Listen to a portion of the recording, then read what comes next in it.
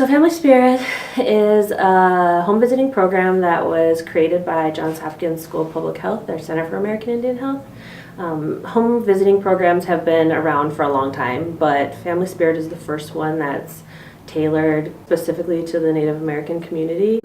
They started doing research and putting it together, and then they piloted it in the Southwest tribes almost 20 years ago already. They had a cultural advisor. It's really special because it's like geared towards Native communities. It's created by Native people, and then it's proven to make a difference in their lives.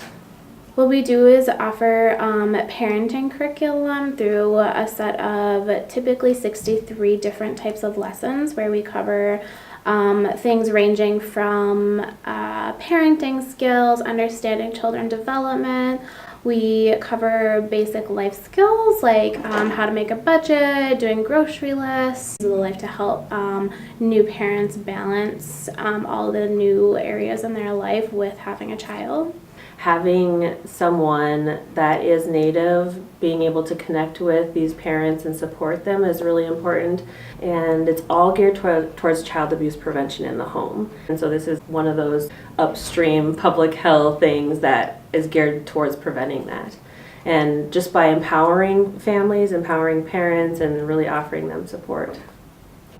Minnesota Indian Women's Resource Center and Division of Indian Work have always looked for different avenues of partnering with other community agencies. But it kind of just came about naturally, and we saw that there was a need, and we know Division of Indian Work.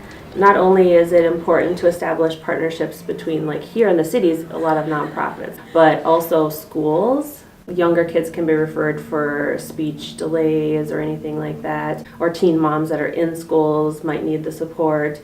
Clinics and hospitals too, because a lot of times they can be referrals for us for the program. The first step is always looking for funding. There's federal funding that support home visiting. There's sometimes state funding. Depending on the tribe, if they have the capacity to fund this on their own, they can do so. And then they can just partner with Johns Hopkins to do the training, and then they can implement it in their communities. It's typically a week-long training, and it's also just very personal too, because it allowed us to get in touch with our own roots and why we want to be a part of this program and how it connects to the communities that we're working with. With a lot of the other burdens that a lot of our community members face with homelessness, drug addiction, family problems, balancing all of that with also being a parent, which I think is really overwhelming, especially when you take into consideration everything else that's happening. And it doesn't always come naturally to people. Their culture is a huge part that they can draw from to help strengthen them, but also to seek resources to help draw from that as well. The outcomes that I hope for the families that I work with are that they feel supported and that they have resources available to them, and then just trying to be the best parents they can be, and have a healthy family. There was one moment where after I left, I cried a little bit out of happiness and just overwhelmed with emotion. She wrapped her shirt around him kind of like a swaddle, and took her phone out and started playing some low traditional powwow lullaby music. He immediately calmed down and quieted while he was staring at her, and I was just watching this she had previously talked to me about she doesn't know what she's doing. She's a first-time parent, that it's really overwhelming. But in that moment, I saw you know what you're doing. You're the parent. You know what your child needs.